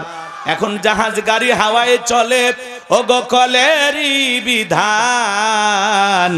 একদিন বিনা কলে হাওয়ায় চলতো নবী সুলাইমান, মোরা সেই মুসলমান। একটু জোরে বলেন না আল্লাহু আকবার। নবী সুলাইমানের ঘটনা কাহিনী, ইতিহাস, বাদশাহীর কাহিনী যদি বলতে যাই বাজান 2-3 ঘন্টা চলে যাবে, আলোচনা শেষ হবে না। তাহলে এক নাম্বার হলো নবী সুলাইমান আলাইহিস সালামকে আল্লাহ রাব্বুল আলামিন পুরো পৃথিবীর বাদশাহী দান করেছিলেন। আর 2 নাম্বার হলো বাদশা জুলকারনাইনকে আল্লাহ রাব্বুল আলামিন পুরো পৃথিবীর বাদশাহী দান করেছিলেন। এই বাদশা জুলকারনাইনকে আল্লাহ পাক পৃথিবীর ভূখণ্ডে 1 নয় 2 নয় 1600 বছর পর্যন্ত হায়াত দান করেছিলেন। বলুন আল্লাহু আকবার। বাদশা জুলকারনাইনকে আল্লাহ এমন একটা ঘোড়া দিয়েছিলেন পৃথিবী ভ্রমণের জন্য। ওই ঘোড়ায় উঠে যদি একবার চাবুক মারতেন, এক এক কদমে হাজার হাজার মাইল রাস্তা পাড়ি দিত। বলেন আল্লাহু আকবার। সূর্য উদয় হতে সূর্য অস্তগামী পর্যন্ত, পূর্ব থেকে পশ্চিম পর্যন্ত পুরোটা পৃথিবীর ক্ষমতা আল্লাহ তাআলা তাকে দান করেছিলেন। বাজান গো আমার, এজুজ মাজুজের নাম আপনারা শুনেছেন। তাদের সামনে যে বিশাল একটা প্রাচীর নির্মাণ করে দিয়েছিলেন যেই বাদশা, সেই বাদশার নাম বাদশা জুলকারনাইন। আল্লাহু আকবার। বাদশা জুলকারনাইনের ইতিহাসে আজকে বলার সুযোগ নাই। তাহলে 1 নাম্বার নবী সুলাইমান, 2 নাম্বার হলো বাদশা জুলকারনাইন, যাদেরকে আল্লাহ রাব্বুল আলামিন পুরো পৃথিবীর বাদশাহী দান করেছিলেন। আর 2 জন কাফেরকে আল্লাহ পাক পুরো পৃথিবীর বাদশাহী দান করেছিলেন। এর মধ্যে একজন জালেম বাদশা, বাদশার নাম হলো বাদশা বখতেনাসর। ওই জামান আল্লাহ তাআলা তার একজন পয়গাম্বর পাঠিয়েছিলেন, যেই নবীর নাম হলো দানিয়াল। আল্লাহ নবী দানিয়াল সালাম তার কওমের মানুষদেরকে ডেকে বলেন, ইয়া বানি ইসরা ইলাযকুরু নি'মাতি আল্লাতী আন'আমতু আলাইকুম ওয়া আন্নী ফাদ্দালতুকুম আলাল আলামিন। আল্লাহ নবী দানিয়াল ডেকে বলেন, ও বনি ইসরাঈল উম্মতেরা, দাম্ভিকতা করো না, অহংকার করো না। এক সময় তোমাদের বাপ দাদা কৃতদাস ছিল, মানুষের বাড়িতে চাকরের কাজ করত, গোলামীর জিন্দেগি ছিল। সেই গোলামীর জিন্দেগি থেকে আল্লাহ তোমাদেরকে মুক্ত করেছেন, স্বাধীনতা দিয়েছেন, অসংখ্য নিয়ামত আল্লাহ তাআলা তোমাদেরকে দিয়েছেন। সেই নিয়ামতের শুকরিয়া আদায় করো, সেই রবের প্রশংসা আদায় করো। পয়গম্বরের কথা শোনার পরে উম্মতরা ডেকে বলে, পয়গম্বর পুরান দিনের গল্প শোনায় লাভ নাই, বাপ দাদা কি করেছিল ওইটা আমরা জানতে চাই না। আমাদের তো কোনো কিছুর অভাব নাই, আমরা তো বেশ আরামে আছি, সুন্দরভাবে জীবন যাপন করতেছি। আল্লাহর পয়গম্বর দানিয়াল ডেকে বলে, ও আমার বনি ইসরাঈল উম্মতেরা, গাছের পূজা করো না, মাছের পূজা করো না, চন্দ্রের পূজা করো না, সূর্যের পূজা করো না, এখনো সময় আছে, এক আল্লাহর ইবাদত করো। কিন্তু না না, কোনো মতেই তার উম্মতেরা যখন দাওয়াত গ্রহণ করলো না, পয়গম্বর দিনে দাওয়াত দেয়, রাতে দাওয়াত দেয়, সকালে দাওয়াত দেয়, সন্ধ্যায় দাওয়াত দেয়, লম্বা ইতিহাস লম্বা ঘটনা সংক্ষিপ্ত করে বলে যায় বাজান, কোনো মতে যখন কওমের মানুষেরা দাওয়াত গ্রহণ করলো না, বনি ইসরাঈল উম্মতেরা ছিল একটু ঠেটা টাইপের, এরা সহজে সব কথা বিশ্বাস করতো না, মানতো না, এরা ছিল খুব বেশি চালাক। আল্লাহর পয়গম্বর যখন পরিশেষে বলল, শোনো, কোন কওমের মানুষ, কোন জাতির মানুষ যদি দাম্ভিকতা করে, অহংকার করে, আল্লাহ রাব্বুল আলামিন তখন ওই কওমের মানুষকে সাইজ করার জন্য 2 ধরনের আযাব আর গজব পাঠায়। 1 নাম্বার হলো আসমান আর জমিনের আযাব গজব দিয়ে আল্লাহ তাদেরকে ধ্বংস করে দেয়, আর না হয় তাদের ভাগ্যে জালেম শাসক পাঠায়া দেয়। দেশের জনগণ হবে যেমন, দেশের নেতাও হবে তেমন। ভালো করে বোঝার চেষ্টা করবেন বাজান, সামনে গেলে মজা পাবেন। আমি যে কথা বলতে চাচ্ছিলাম, আল্লাহ রাব্বুল আলামিন তখন ওই বনি ইসরাইলের কওমের উপরে জালেম বাদশা বখতে নাসরকে পাঠায়া দিল। বাদশা বখতে নাসর ক্ষমতার চেয়ারে বসার পরে হাজার হাজার নিরপরাধ মানুষকে গ্রেফতার করতে লাগলেন। শুধু তাই নয়, আল্লাহর নবী দানিয়েল আলাইহিস সালাম সহ তার ৭০,০০০ উম্মতকে জেলখানায় বন্দী করলেন। আজও দেখবেন বাজান, আজও দেখবেন যারা নাইবে রাসূলের ভূমিকা পালন করে, কোরআন সুন্নাহর সঠিক দাওয়াত দেয়, মাঝে মাঝে তাদেরকেও জেলখানায় ঢোকানো হয়। নবীরা যদি জেলখানায় যায়, কথা কন না কেন? নবীদের চাইতে উত্তম মানুষ পৃথিবীতে আর কেউ আছে? নবী জেলখানায়, আর আমার মতো ২-৪টা মৌলবী হুজুর যদি জেলখানায় যায়, সমস্যাটা কি? জেলখানায় গেলে আলেমদের সম্মান কমে না বাড়ে? এদেশের আলেমেরা জেলখানায় যায়, আর যারা আলেমদেরকে মহব্বত করে ওরা যায় নামাজে আল্লাহর কাছে কাঁদে, নফল রোজা রেখে দোয়া করে। কথা বলেন, এদেশের মানুষ আলেমদেরকে কলিজা দিয়ে মহব্বত করে। এদেশের মানুষ আলেমদেরকে অনেক শ্রদ্ধা করে, ভক্তি করে, ভালোবাসে। কথা বলেন, ভালো বিছানাপত্র দেয় না, তারপরে মাটির উপরে বসে বসে হাজার হাজার মানুষ কোরআনের কথা শোনে। এক একজন বক্তার মাহফিলে হাজার হাজার লক্ষ লক্ষ মানুষের ঢল নামে। যারা সে সময় আলেমদেরকে জেলখানায় বন্দী করেছিল, রফিকুল ইসলাম মাদানী, আল্লামা মামুনুল হক মুফতি, আমির হামজা, অসংখ্য আলেমদেরকে, খালিদ সাইলিফুল্লাহ আইয়ুবী হুজুর সহ, কোরআনের পাখি আল্লামা সাইদি হুজুর সহ যাদেরকে গ্রেফতার করে বন্দী করে রেখেছিলেন, তাদের সম্মান মর্যাদা কমেছে না বেড়েছে? হ্যাঁ, আগের চাইতে তাদের মাহফিলে লোক কমছে না বাড়ছে? শ্রোতা বাড়ে না? তার মানে কি? এই আকর্ষণ কোরআনের আকর্ষণ। কথা বলেন ঠিক কিনা? রাগ করতেছেন আপনারা? এজন্য ভাইরা আমার, হুজুররা যদি জেলখানায় যায় মন খারাপ করবেন না। চোর ডাকাত জেলখানায় গেলে মানুষ বলে ওরে ফাঁসি দেখ, মারুক, কিন্তু আলেমেরা জেলখানায় গেলে মানুষ আফসোস করে, কাঁদে আর দোয়া করে। কথা বলেন ঠিক কিনা? আমার ভাইরা মন খারাপ করবেন না, কষ্ট মনের মধ্যে নেবেন না বাজান। আল্লাহর নবী দানিয়েল দেখে বলে, আমার উম্মতেরা, কই গেল তোমাদের ভালো থাকার দিন? কই গেল আনন্দ উল্লাস? কই গেল তোমাদের সুন্দর বিবিরা? কই গেল তোমাদের সুখে থাকার সেই দিনের গল্প? ডেকে বলে, পয়গাম্বার আর কষ্ট দেবেন না, আপনার কথা যা দিবালোকের মতো সত্য হবে, এত তাড়াতাড়ি ফলে যাবে, এটা আমরা বিশ্বাস করতে পারি নাই। ও পয়গাম্বার, যা করেছি ভুল করেছি, আজ থেকে কথা দিলাম আর গাছের পূজা করব না, সূর্যের পূজা করব না, চন্দ্রের পূজা করব না, এখন থেকে এক আল্লাহর গোলামি করব। আপনি যেভাবে বলবেন আমরা সেইভাবে আল্লাহর গোলামি করতে রাজি আছি। আল্লাহ নবী দানিয়েল ডেকে বলে, শোনো, সত্যি যদি তোমরা তওবা করে ফিরে আসতে চাও, রাত 12টার পরে যখন আমি আল্লাহ বলে ডাক দিব, আমার সঙ্গে তোমরা সবাই ঘুম থেকে জাগ্রত হইয়া আল্লাহ বলে ডাক দিবা। একমাত্র আল্লাহই পারে জালেমের জেলখানা থেকে মুক্ত করার ব্যবস্থা করে দিতে। গভীর নিশীথে রাত 12টার পরে আল্লাহর পয়গাম্বর যখন আল্লাহ বলে ডাক দিয়েছেন, সবাই বলেন আল্লাহু আকবার। যখন আল্লাহ বলে ডাক দিয়েছেন, পয়গাম্বরের ৭০,০০০ উম্মত জেলখানা থেকে আল্লাহ বলে ডাক দিয়েছেন। এইবার সবাইকে নিয়ে কাকুতি মিনতি সহকারে সিজদায় লুটিয়ে পড়ে আল্লাহর কাছে দোয়া করে বলতেছেন, আল্লাহ, আমার উম্মতেরা ভুল করেছে, অন্যায় অপরাধ করেছে, আপনি মাফ করে দেন। আপনি ছাড়া এই জালেমের জেলখানা থেকে মুক্ত করার আর কেউ নাই। আমার উম্মতেরা ওয়াদা দিয়েছে, এখন থেকে তারা নিয়মিত আপনার আদেশ ফলো করবে, আমি যা বলবো সেটাই তারা মেনে নেবে। আল্লাহ রাব্বুল আলামিন ডেকে বলেন, ও নবী দানিয়েল, আর কান্না করতে হবে না, আমি আল্লাহ দোয়া মঞ্জুর করলাম, অচিরে জালেমের জেলখানা থেকে মুক্ত করার ব্যবস্থা করব। ওই রাত্রিতে আল্লাহ রাব্বুল আলামিন বাদশা বখতে নাসরকে এমন একটা মারাত্মক ভয়ঙ্কর স্বপ্ন দেখাইছে বাজান। ওই স্বপ্ন দেখে জালেম বাদশা ঘুম থেকে চিৎকারে মেরে উঠছে। আশেপাশের নিরাপত্তা কর্মীরা যারা সিকিউরিটির দায়িত্ব পালন করতেছিল এসে বলে, নেতা, এত জোরে চিৎকার মারলেন, ব্যাপারটা বুঝলাম না। বলে, চেহারার দিকে তাকায় দেখুন, আমি আতঙ্কে আছি, ভয়ে আছি, আমি একটা মারাত্মক স্বপ্ন দেখেছি। এই দেশের যত স্বপ্নের তাবির কারক, স্বপ্নের ব্যাখ্যা বলতে পারে, সবাইকে আমার দরবারে নিয়ে আসো।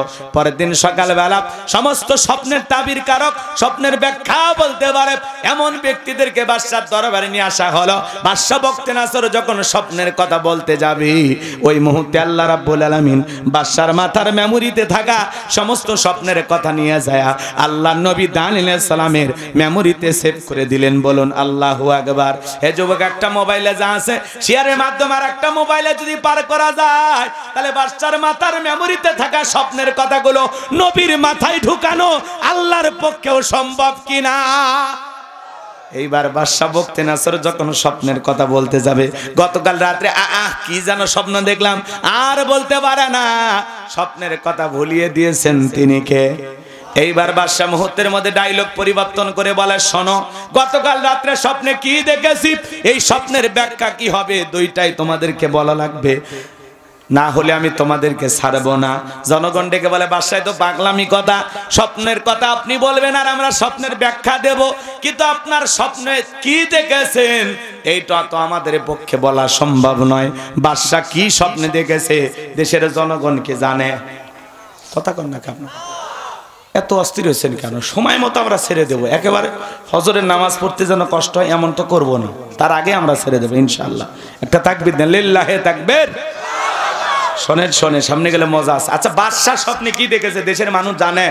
আরে ভাই, বাদশার কথা বাদ দেন, আপনার স্বামী স্ত্রী এক খাটে ঘুমান না আলাদা ঘুমান? বলে হুজুর গরিব হতে পারি, রিক্সা ভ্যান চালায়, মাঠে কাজ করিস, কোনো সমস্যা নাই, আলু ভর্তা দিয়ে ভাত খায়, কিন্তু রাতের বেলায় বউকে কোলে নিয়ে ঘুমায়। কথা কান ঢেকে না? গরিবের ঘরে টাকা নাই, সম্পদ নাই, দামি খাট নাই, দামি বিছানা নাই, কিন্তু ভালোবাসা আছে না? না, হ্যাঁ, গরিবের বউ শান্তিতে আছে, কিন্তু ধনী টাকাওয়ালা সম্পদওয়ালা বউ এক খাটে ঘুমায়, স্বামী আলাদা খাটে ঘুমায়, একে অপরের সাথে দাও করেলে সম্পর্ক মেলে না। কথা কন ঠিক না? রাগ করতেছে? শোনেন, আপনার স্ত্রীর স্বপ্নে আপনাকে বাদ দিয়ে আর একটা ছেলের হাত ধরে নৌকা দানা পার্কে যদি ঘোরে, কি করবেন? কিছু করার নাই, বাটাম ফাটাবেন, মারি হেল দিবেন। মারার দরকার নাই, মার্ডার হবে। কথা কয় না কেন? মারার দরকার নাই, মার্ডার হবে। আর মার্ডার হলে কি হবে? থানায় মামলা হবে, জেলে যাওয়া লাগবে। অত দূর যাবেন কে? পাগলির জন্য জেলখানা যাওয়া লাগবে। কথা কন না কে আপনারা? এই জন্য শোনেন, আপনার বউ স্বপ্নে আর একটা ছেলের সাথে পার্কে ঘুরতেছে, কিন্তু আপনি তো টের পান না, ওটা তো স্বপ্নের ঘটনা। বউ কি স্বপ্নে দেখে আপনি তো জানেন না। আবার আপনি স্বপ্নে আপনার বউকে বাদ দিয়া আর একটা ছেলে আর একটা মেয়ের হাত ধইরা যদি পার্কে ঘোরাঘুরি করেন, আপনার বউ যদি টের পায়, কি করবে? আমার ভাইয়েরা গভীর মনোযোগ দিয়ে কথাগুলো শুনে যান। আপনি স্বপ্নে আপনার বউকে বাদ দিয়ে আর একটা মেয়ে কেনে ঘুরতেছেন, আপনার বউ যদি টের পাইতো, ঝাঁটা দিয়ে পিটায় খাট থেকে নামায় দিত। কথা বলেন ঠিক কিনা? কিন্তু স্বামী কি স্বপ্নে দেখে বউ জানে না? বউ কি স্বপ্নে দেখে স্বামী জানে না? মাঝে মাঝে স্বপ্নে দেখেন সাপ তাড়া করছে, ঘুমোর থেকে ওটা কি সাপ খুঁজে পাওয়া যায়? মাঝে মাঝে স্বপ্নে দেখেন বাড়ি ঘরে আগুন লাগছে, পুরে সব ছাই হয়ে গেছে, ঘুমোর থেকে ওটা কি আগুন খুঁজে পাওয়া যায়? মাঝে মাঝে স্বপ্নে দেখেন আপনি মারাও গেছেন, বাড়িতে কান্নাকাটি করতেছে, ঘুমোর থেকে ওটা দেখেন না, বেঁচে আছি। কথা বলেন, স্বপ্ন তো স্বপ্ন। মাঝে মাঝে এমন স্বপ্ন দেখি সেই ভয় লাগে। কথা কন চাচা? যুবকেরাও স্বপ্ন দেখে, দেখে না? যে সমস্ত যুবকেরা অবিবাহিত, এখনো বিয়ে করেনি, ওরা দেখবেন ঘরের চতুর্দিক দিয়ে নায়িকাদের ছবি দিয়ে সাজায় রাখছে, ঘুমানোর আগে ওই নায়িকাদের ছবি দেখা নফল মনে করে। কথা কন? ওই নায়িকাদের ছবির দিকে তাকায় ঘুমানোর আগে, আর বলে আহারে এরকম একটা বউ যদি পাইতাম কপালটা খুলে যাইত।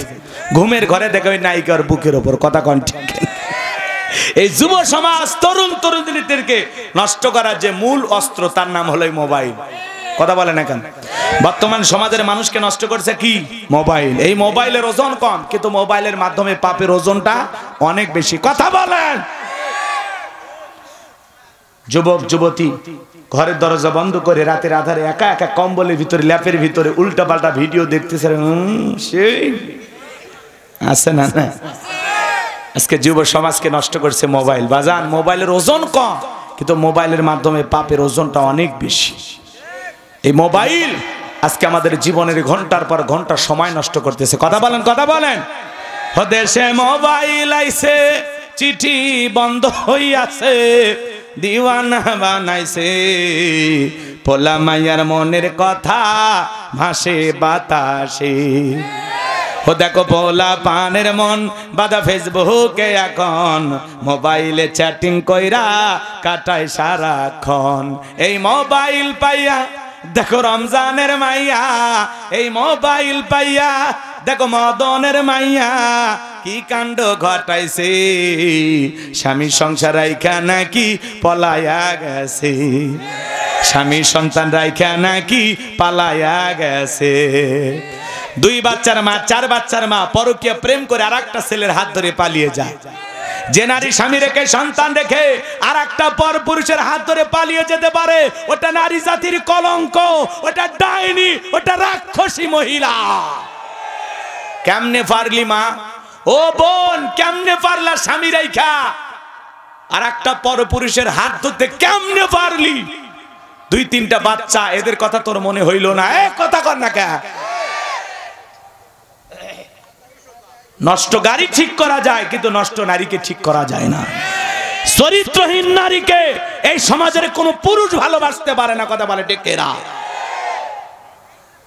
নারী এক আজব জিনিস বুঝতে পারলে নিয়ামত না বুঝতে পারলে কিয়ামত কথা বলে না কেন আপনারা বলতেছেন হুজুর ছেলেদেরও দোষ আছে আরে বেটা দোষের দিক দিয়ে 100% মহিলারাই গিয়ে কথা কন না আপনারা কারণ নারীরা যদি না চায় হাজারো পুরুষ তার দরজায় খটখটায় কোনো লাভ হবে না কিন্তু এখনকার মা বোনেরা দরজা খুলে বসে আছে কথা কন একটু পর পুরুষের সাথে মেশার জন্য একটু কথা বলার জন্য নিজের স্বামীর সাথে ভালো ব্যবহার করে না কথা কন চাকরের মতো গোলামের মতো স্বামীর সাথে তুচ্ছ তাচ্ছিল্য করে ব্যবহার করে আর রাস্তাঘাটের পর পুরুষকে দেখলে কি মায়াবী সুর কোথা থেকে এসেছেন কোথায় যাবেন আপনাকে চেনা চেনা লাগে আছে না না পরপুরুষক দেখলে কি রোমান্টিক সুর কি মায়াবী আওয়াজ আর স্বামীর সাথে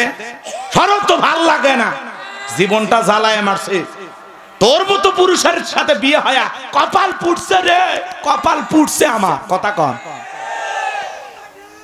কপাল তোর পড়েনি তোর সাথে বিয়ে হয় তোর বিয়ে করে আমার কপাল পুড়ছে এটা বলতে পারবেন না যে আমার মতো মফিজ দেখে তোরে বিয়ে করছে তাছাড়া তোর ভাগ্যে স্বামীও জুটতো না এগুলো আমরা বলতে পারি না নারীদের স্বভাব হলো বেশি বেশি অভিশাপ দেয়া আর এদেরকে যতই দেন 30 বছর আপনি ভালোবাসা দিলেন 30 বছরীদের মার্কেট করে দিলেন 1 বছরও যদি বলেন সেলিনা এবার ব্যবসা বাণিজ্য খারাপ কি যে হয় তোমার একটা 3 পিসও কিনে দিতে পারি কিনা কোন বছর দিছো প্রত্যেকটা বার তোমার সাথে ঝগড়া করে কাপড় নেওয়া লাগছে একটা বার শান্তি মতো আমার কাপড় দিছো ঈদের মার্কেট করবে দিছো তোমার সাথে বিয়ে হয় আমার কপাল পুড়ছে আমার ছোট বোন কি শান্তিতে আছে স্বামীর কাছে যখন যা চায় তাই দেয় আর তুমি ঈদের আসার আগে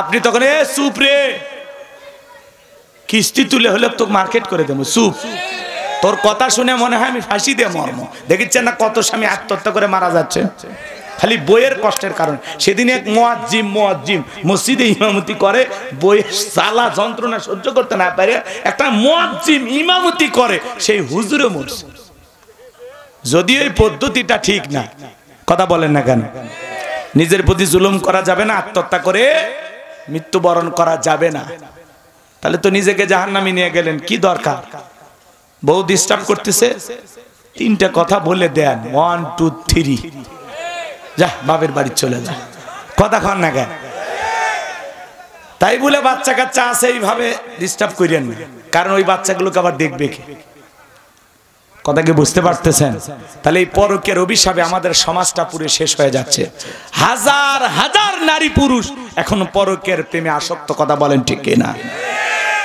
হাজার হাজার পরিবার আজকে নিঃস্ব হচ্ছে করোনা ভাইরাসের চাইতে বড় ভাইরাসের নাম এই পরকীয়া প্রেম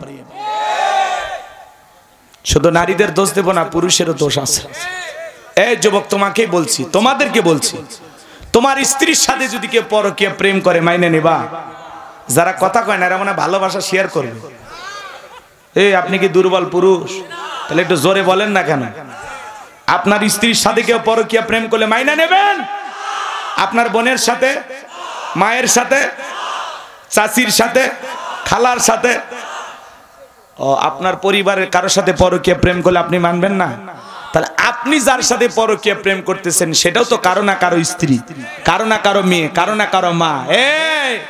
এই বেলায় ওয়াজ গেল কই? তুমি কোন নারীর সাথে পরকীয়া প্রেম করতেছো, যেই ভাই তাকে বিবাহ করেছে সেই মুসলিম ভাইয়ের হক আপনি নষ্ট করতেছেন। তার স্ত্রীর দিকে কেন নজর দিচ্ছেন? এই কথা কর না কে? সমাজে এগুলো আছে না নাই বাজান? আল্লাহ আমাদের যুবক যুবতীদেরকে এই পরকীয়ার অভিশাপ থেকে হেফাজত করেন। যুবক, অন্যের বইয়ের দিকে নজর না দিয়া, কত গরিব মেয়ে আছে বিয়ে হয় না, অসহায়, যা বিয়ে কর, দায়িত্ব নে। কত স্বামী পরিত্যক্তা বিধবা অসহায় নারী আছে, 2-3টা বাচ্চা নিয়ে জীবন চালানো কঠিন, যা বিয়ে কর, দায়িত্ব নে। অন্যের বইয়ের দিকে নজর দিস কেন? নজর ঠিক রাখ। আল্লাহ আমাদের হেদায়েত দান করেন।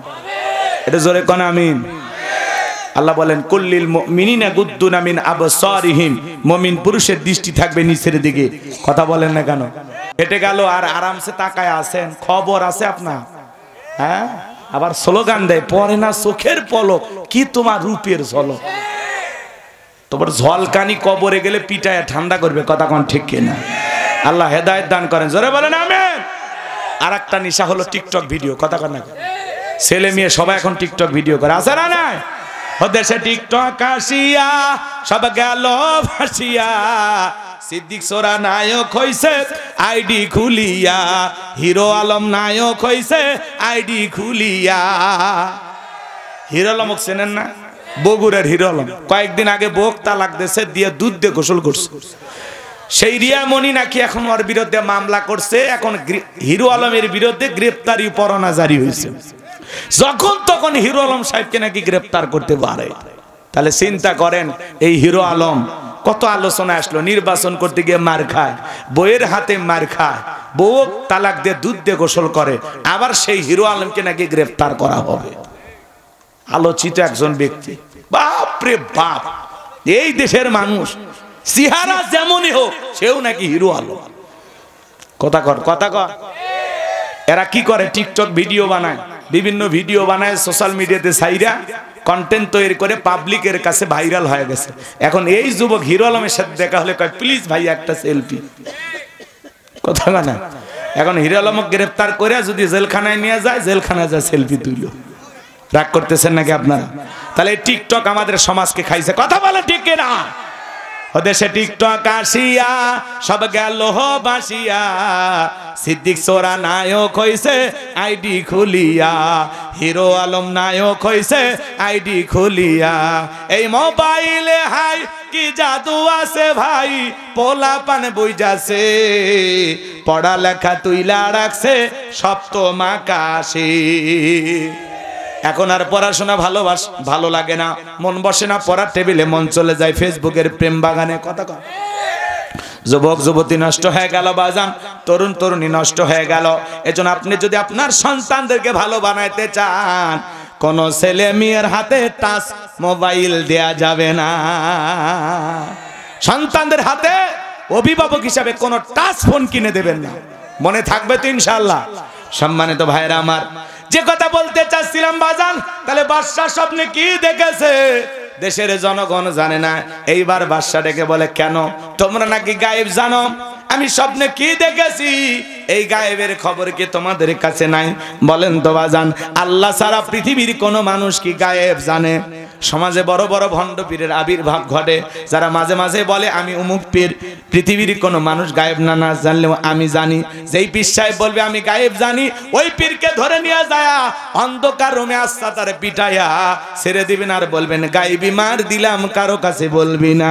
আল্লাহ ছাড়া পৃথিবীর কোনো মানুষ গায়েব জানে না।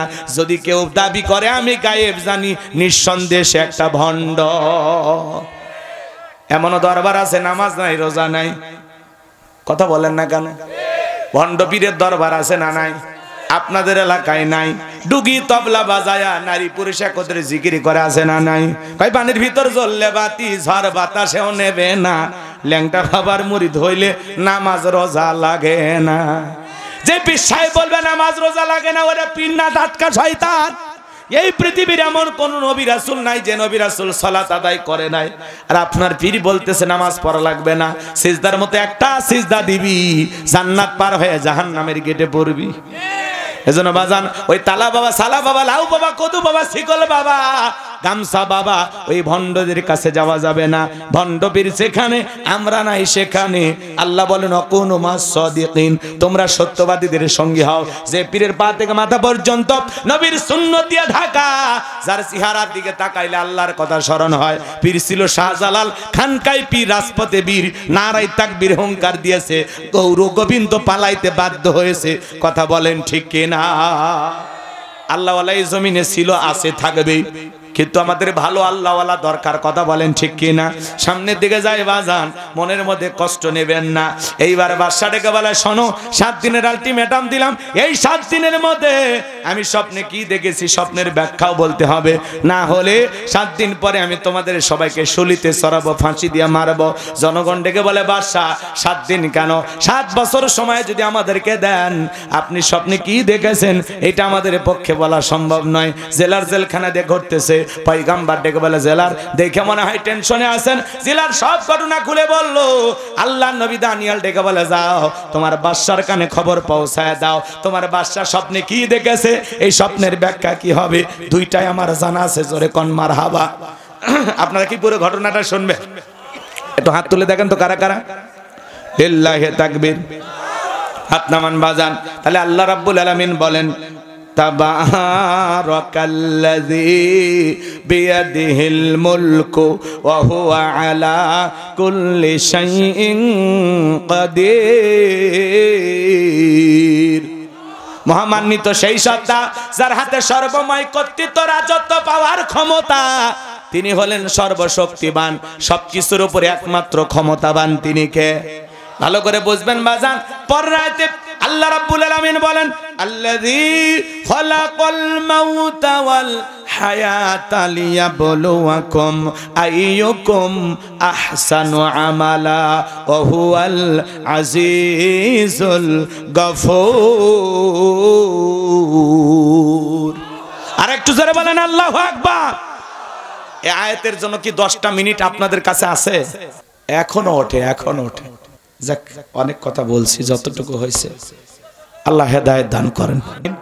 আখিরি দাওয়ানা আনিল হামদুলিল্লাহি রাব্বিল আলামিন। কেউ কিছু বলবে?